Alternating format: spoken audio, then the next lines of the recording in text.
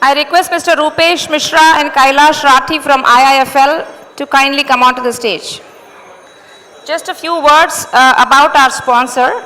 IIFL is India Infoline Group. It's one of the leading players in the Indian financial market.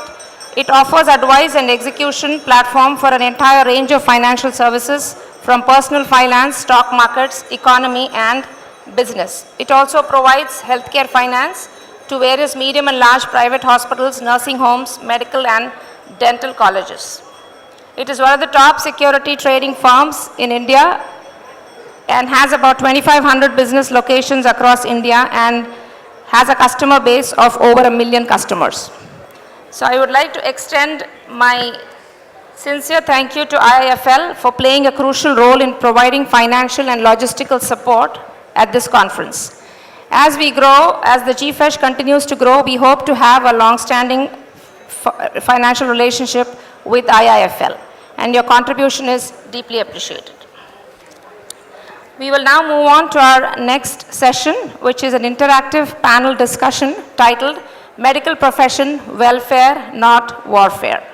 For this session, I would like to invite our moderators, Dr. Ajay Godse, Physician, Pulmonary and Sleep Medicine, Bhaktivedanta Hospital. Dr. Ajay Godse, to take the dais.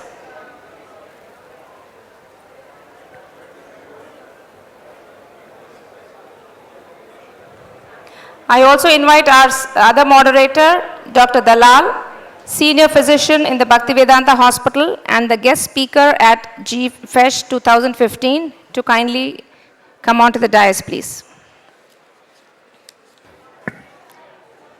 The panel members for this session are Dr. Avinash Supe, Dean, GS Medical College and KEM Hospital. Dr. Supe, kindly step onto the stage. Welcome, sir. I would also invite Dr. Ramakant Deshpande, Director, Asian Institute of Oncology. Mrs. Falakshi Manjrekar, Director, Nursing, Hinduja Hospital. Ma'am, kindly take your seat on the stage. Okay. I would extend the invitation to Mr. Noshir Dadrawala, CEO of the Center for Advancement of Philanthropy, to kindly come onto the stage. A welcome to Dr. Lalit Kapoor, Managing Director of AMC India. Thank you. Thank you. Please, sir, take the stage. I now hand over the session to Dr. Godse and Dr. Dalal. My request to all of you, we are restricting to 6 minutes, so that interactive discussion will have a little more time.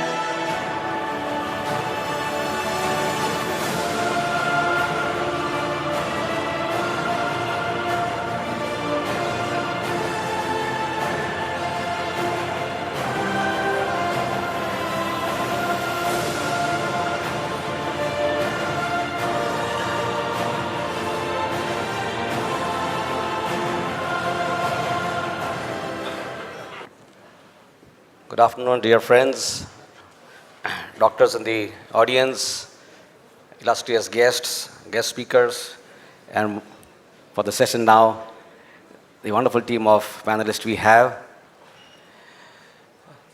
I think for us here in the audience, it was a very beautiful, enlightening, and uplifting experience, just the first 2 hours of the conference itself. And I think we already have scaled a great height in terms of what we really want to achieve at the GFESH. So I think we're looking for a beautiful further evolution on the concept of the conference today. My experience at the GFESH at New Jersey, where I was there last year, was something very similar, where the audience was absolutely receptive and the panelists were giving out great substantial, not just information, but what, as Dr. Sankhe said in the morning, a directional thought. We are not here for information, we are looking for a directional thought, something to really uplift the paradigm and save this beautiful profession from the perils of modern attack as being something which is so corrupted. We are not that. We don't stand for that. But we have to live up to the expectations of the society. And we have with us 6 wonderful panelists here, including, of course, Dr. Lakshmi Narayan, who is also additional there. I look at them as large pots of wisdom. And we are hoping that with the churning roar of our questions, we'll be able to bring out the wisdom which all of you carry of so many of years of experience in your respective fields. And we can further, after this panel discussion is over about 1 hour or so, further deepen our conviction in the direction we all want to move forward. So with this, I hand over Dr. Godse to start the discussion.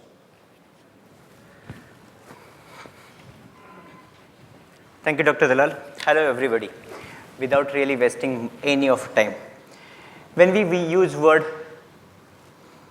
warfare in association with medical profession, we are already drawing battle lines between us as a medical fraternity and them, patients and society at large. We obviously don't like it, but we are also not doing enough to change this reality.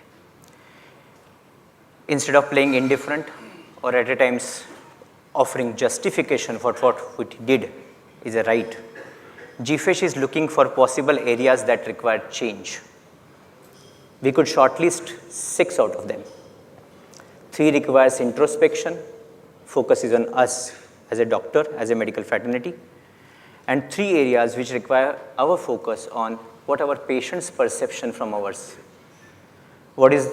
Can we do something about their empowerment, about their disease education, and our sincere efforts to erase these battle lines drawn between us. Because welfare is all about we, not about us and them. Our esteemed panelists will express their views on all these 6 different topics. Each one will get flat 6 minutes. I'm really sorry to use that word, flat 6 minutes. After these 6 concise focus talks, we will have an interactive panel discussion. Audience is requested to write their questions on a notepad given to them, pass it on to our volunteer who would be there around available for you. You will ask your questions through them, so those questions will come to us. We'll try to make this session as interactive as possible to give you best of this central theme of this particular conference, medical profession, welfare, and absolutely not warfare. Let's start with our first talk. I request Dr. Avinash Supe to speak on Is Dr. God? Strengths and Limitations of Modern Medical Science. Thank you, Dr. Godse, and respected all the dignitaries and friends. I think it's a very interesting topic, Is Dr. God? And I think when this topic was given to me, I thought this is worth really introspecting. Can I have my slides, please? Now, I think medical profession overall is, whenever somebody takes a medical profession, it is always a scope for a lot of opportunities. You have a lot of collaborations, service, research, patient management. All of us is one opportunity for all of us to really work. And if you really look today, what are the strengths of medical profession? That we have achieved in medical profession a lot of things. Then if you last 30 years, we have really achieved a lot of hand transplant, heart transplants, dialysis. We can have a CKD patient now living for 45 years we have new antibiotics. In fact, we have improved the quality of life.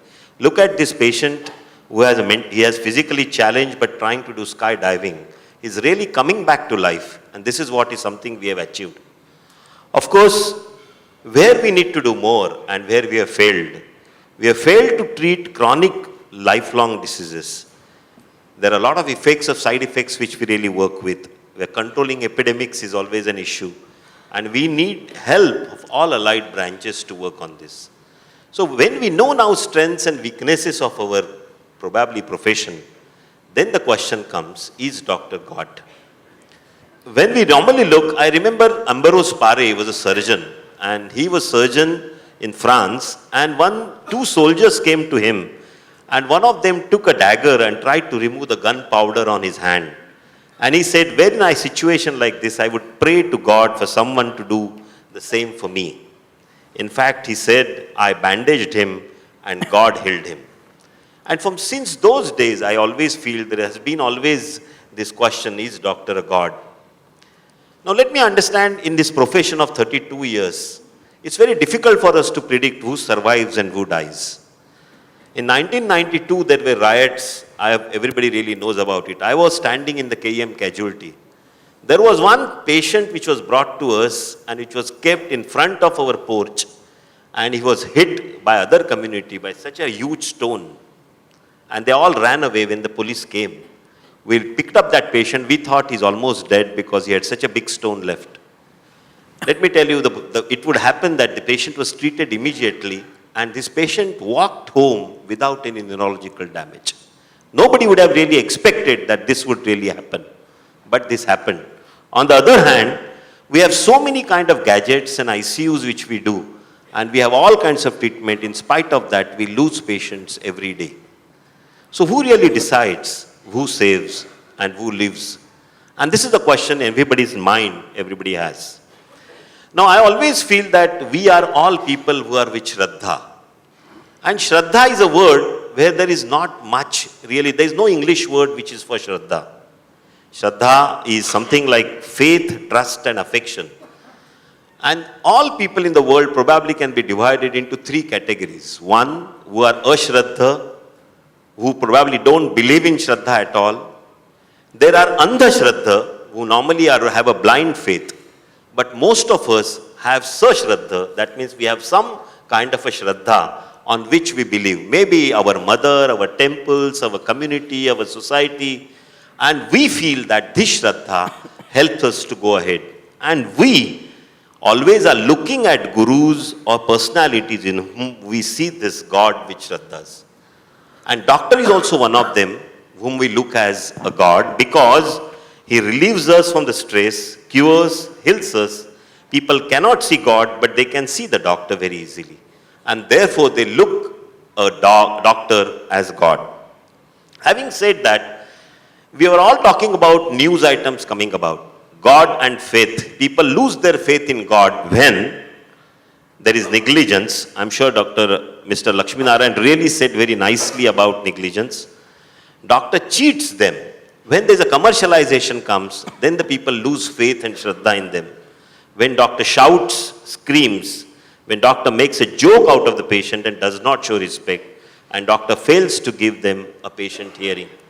I think when the doctor loses his professional abilities, and that is all because, I think Dr. Oak has rightly said, we are selecting our doctors on the basis of marks and CETs and not on their attitudes. So unless this change comes in our whole education, we will always have such kind of cases coming in. There are a lot of other issues like malpractice, lengthy course of treatment of medical education. People lose faith when God does not reciprocate their prayers and when God comes in the form of death. Having said, I would like to really end because the time is less, that we all are treated many times by our patients as God, but we should be very clear that we are not God, we are God-like. Maybe we are somebody who is trying to help patients, we should continue to do our treatment. Probably there is somebody else who is doing and healing them. I don't think I am God, I am God-like, yes. But I would like to end my saying that by this, a saying from the Brahma Vaitartha Purana, which was many years ago it has been said, Vyadhe tastva paridhnyanam vedanayascha nigraha etata vaidyasya vaidyatvam na vaidyam prabudayusha. It means a physician's duty is only to diagnose a patient's ailment and alleviate his suffering. He cannot play God in patient's life. So what I would like to really conclude and saying that yes, many times our patients treat like us like gods. They will really pray us like God. But we as physicians have to maintain our professionalism, have to be very clear that I will do my duty to the best possible. It may be the service, it may be communication, it may be my attitude, it may be my charging. If I do my job well, I'm sure there's somebody who will really help me to treat him. So thank you very much.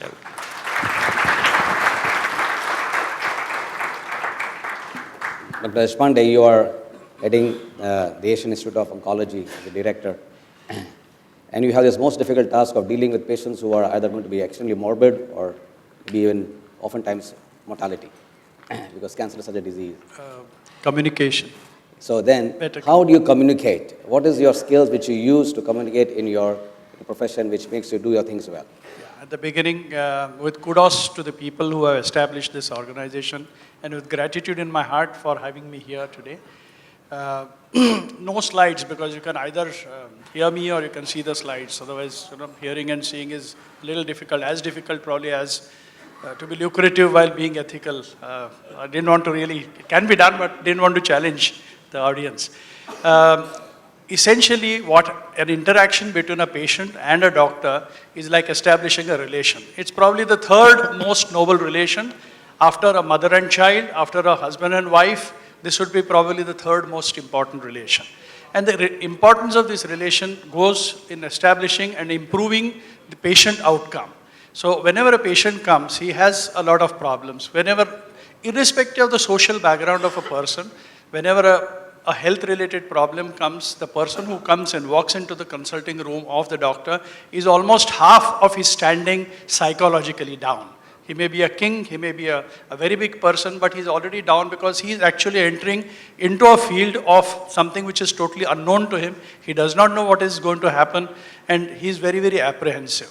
So when he comes into the doctor's consulting room, communication forms a very, very important way of going ahead.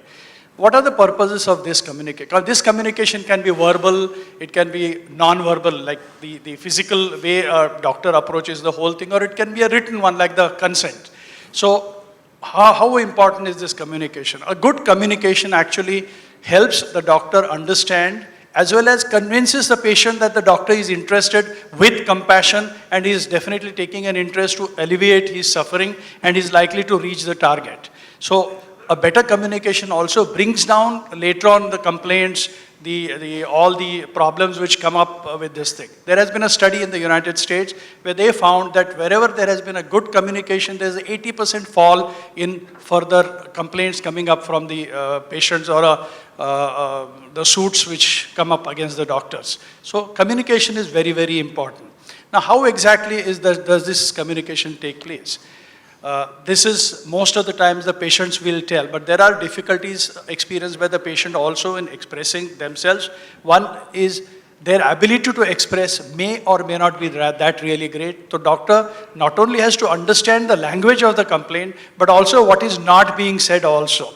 At the same time, the attitude of the doctor has been should be actually to be like that of an equal or somebody who's holding the hand of a patient like a companion, like a friend, or like a guide, rather than being supercilious or being an overly kind of a person who will actually cut the patient and try to guide and force the person into something which he wants him to say. The doctor has somehow the difficulties that he may be either overburdened or his ability to communicate. The skills of communication, unfortunately, start falling. It has, Dr. Oak already mentioned that there are so many pressures over today's doctors. So the number of patients, a fear of a medical negligence suit itself, that itself can reduce the extent of communication. Thirdly, the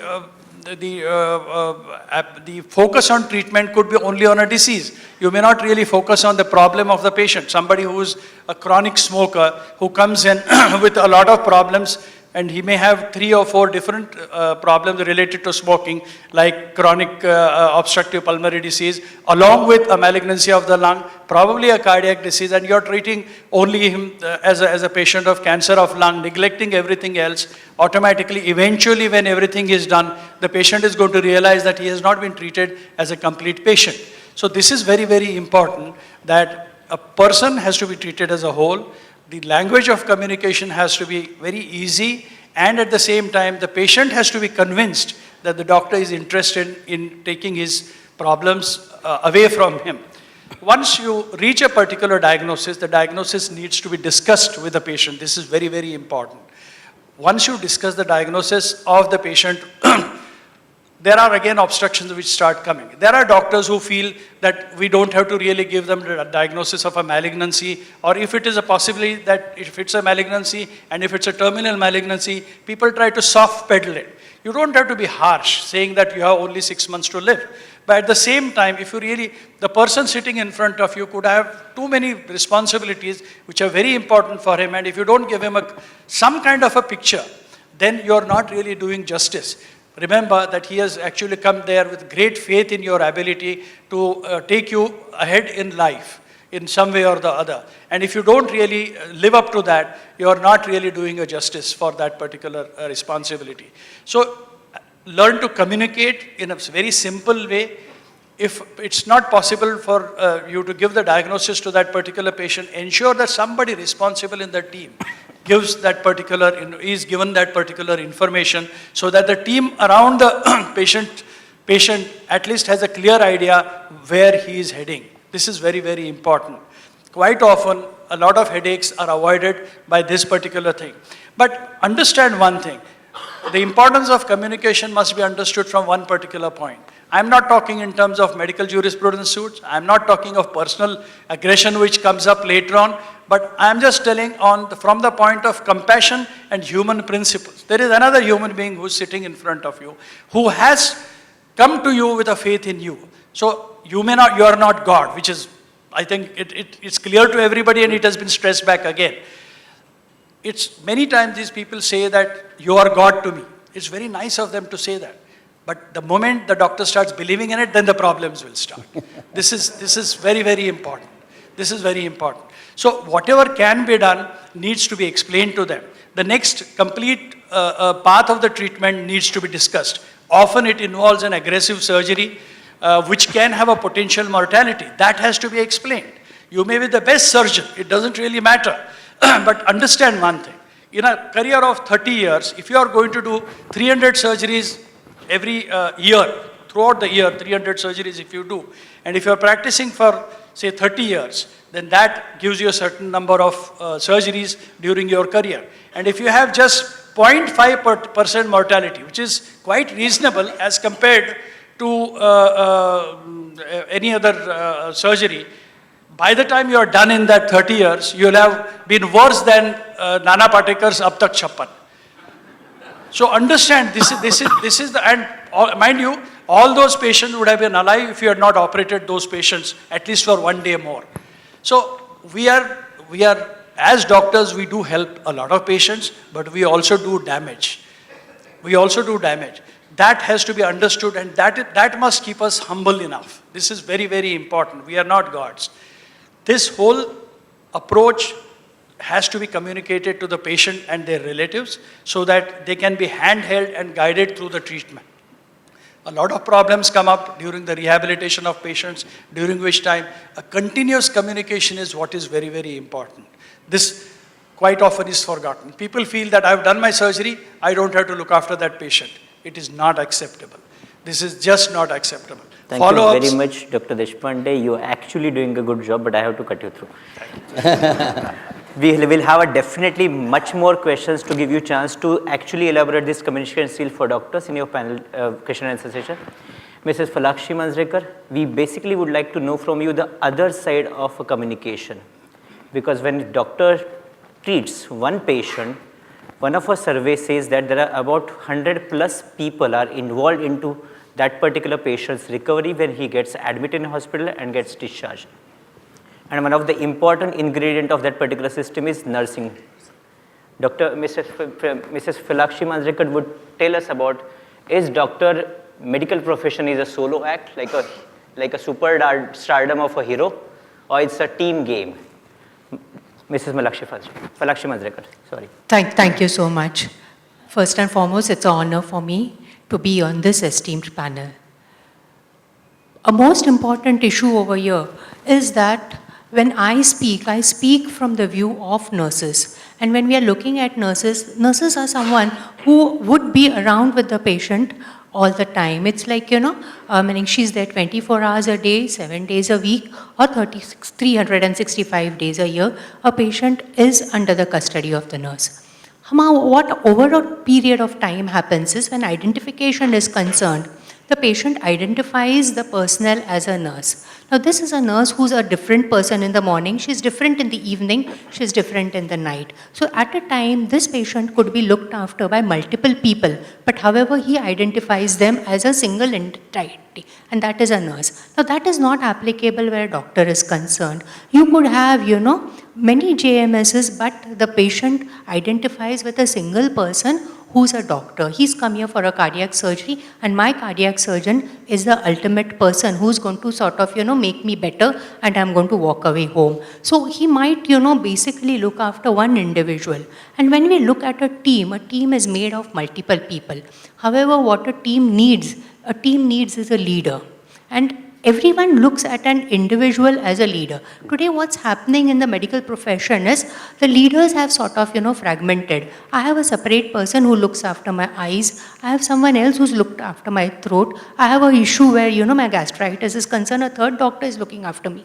I also am a case of diabetes and hypertension. Someone else is looking after that. Now, who's really going to, coordinate this? A nurse is sort of, to a certain extent, play an extremely important role, because on her shoulder lies an issue of coordinating everything.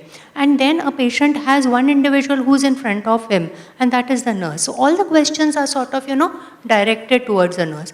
Are nurses really considered as a part of a team?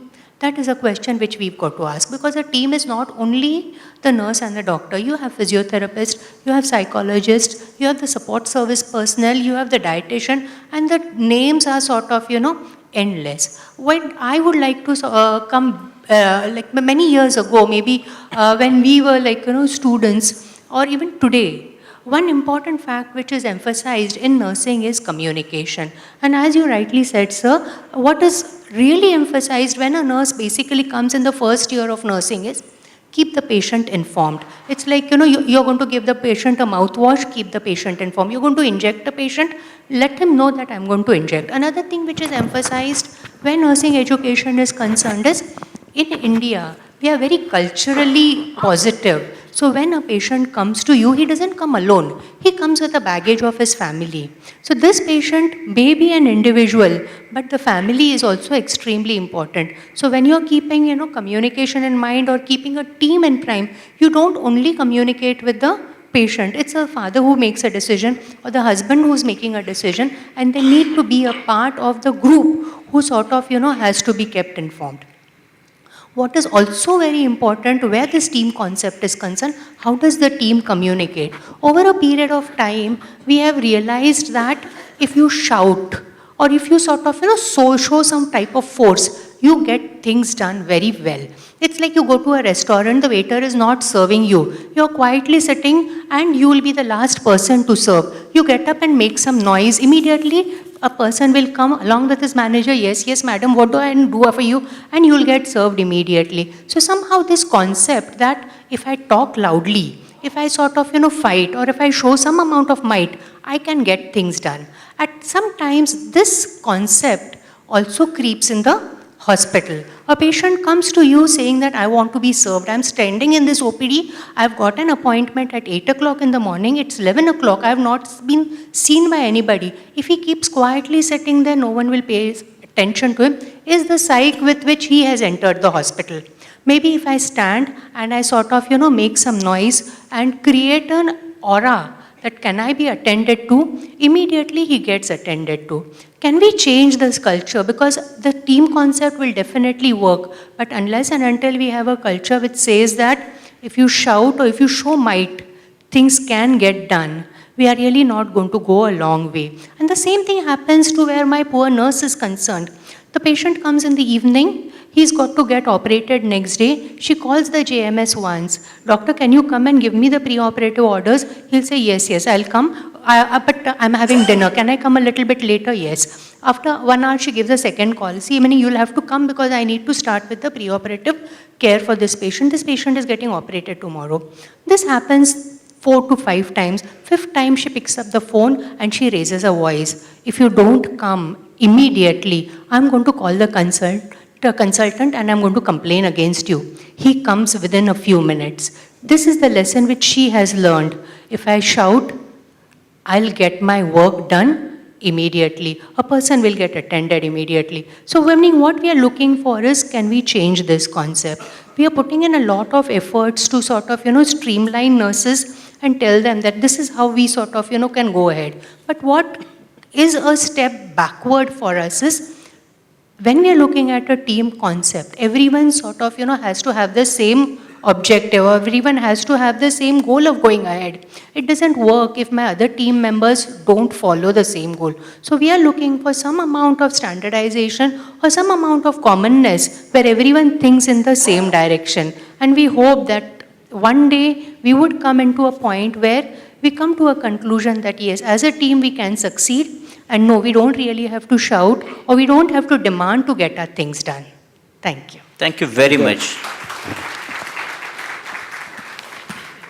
Mr. Noshir Atrawala is the CEO of the Center for Advancement in Philanthropy. So, sir, you're going to tell us something about what is with all this changing news, all that is happening, what is the common man's perspective of a doctor today? How would the people see doctors today? Thank you very much. Yes, I'm a common man, but by profession, I'm a legal person. One of the first questions that I had asked the Bhaktivedanta Hospital, what is a legal person doing in a predominantly medical conference? He says, no, I think you'll have something to say. So, well, I'm going to make an attempt to do that. Please. You see, as far as I can understand this entire concept, when in my earliest recollection of a doctor was when I was very young, and by the time I was 18, I lost both parents. My father because of a wrong diagnosis, my mother because of lack of affordability. Ever since, I have been a little bit of a skeptic where doctors are concerned. When I was in college, there were 3 aspirations that most of my friends had. The brainiest wanted to be a doctor. The second level of brainy people wanted to be engineers. The third category was the people who wanted to go into the professions, whether accountant, lawyer. I think I chose to be a lawyer. And the lawyer basically is generally a skeptic. In fact, when I was in law school, one of the tongue-in-cheek lawyer's prayer used to be, according to the lawyers, there's the Lord's Prayer. We used to have the lawyer's prayer. Oh my God, if there is a God, save my soul if there is a soul. That's how we used to jest. But somewhere along the line, those were early days. Those were the heady days of skepticism. Somewhere I found that what we continued to chase in the early days and what I feel increasingly people chase today is success. What people are not chasing is happiness. Whether professionals, students, at any stage in our life, we think if we are successful, we will become happy. I think it's the other way around. If we are happy, we will be successful. And I think that's a very important component that we seem to be missing out in life. See, I was quite charmed by some of the things that I have been hearing since morning. I was hearing our friend over here, is doctor a god? Well, there's a new god that has emerged in modern day times, and that god is named as Google. Google is the new god. You want to know anything? Google search. So I got a headache.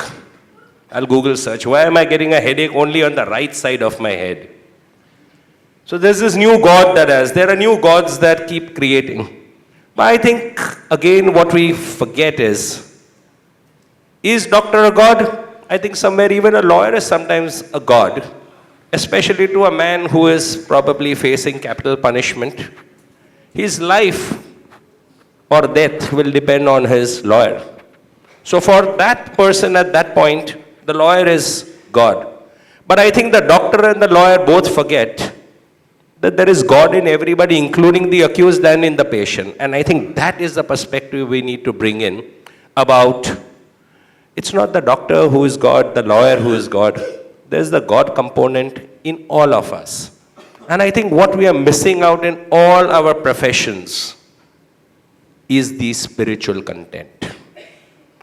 I think if we bring the spiritual component into our professions, whether doctors, lawyers, accountants, whosoever you may be, I think today we find spiritual components coming into management concepts.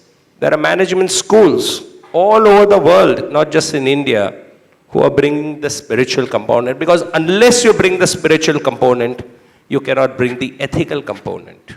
You cannot bring in all those kinds of things. So what is happening is, I heard all through morning everyone talk about knowledge. Somewhere I found the word wisdom missing. Because when you pursue knowledge, in the absence of spirituality, wisdom will not come. Wisdom comes in when you add the spiritual component to knowledge. Because I believe, and this sounds a little hackneyed, perhaps cliched, but what does knowledge do? Knowledge helps you to make a living, but it is wisdom that it will help you make a life. That's a fundamental difference between knowledge and wisdom. You know, knowledge will tell you, I didn't know until some time, that actually tomato is a fruit. A tomato is not a vegetable, although we mostly buy it from the vegetable vendor. So knowledge tells you that tomato is a fruit, but wisdom will tell you not to add tomato to a fruit salad. That's the difference. You know, so I pick up from what this gentleman just said. What is knowledge? Knowing what to say. Yes, you're terminal. You're going in 6 months. But wisdom is knowing when to say what and where. Should I be putting this patient into further depression? Should I be putting the family into greater stress? So knowledge is he knows what he has to say. But wisdom comes from to what extent, where, to whom. That is the important thing. So basically, knowledge comes from study, but wisdom will come to you from observation. My final concluding word would be that I think in our professions, whether we are doctors, accountants, lawyers, I think somewhere we are too obsessed with success. And success is generally driven by artha, which is economics. But happiness is ananda. And I think the paradigm shift that needs to be made is moving from artha to ananda, which is moving from the economics to happiness. And happiness comes when you make others happy. Try it, you'll know it. Thank you. Yeah. Thank you for the very concise and beautiful, thought-provoking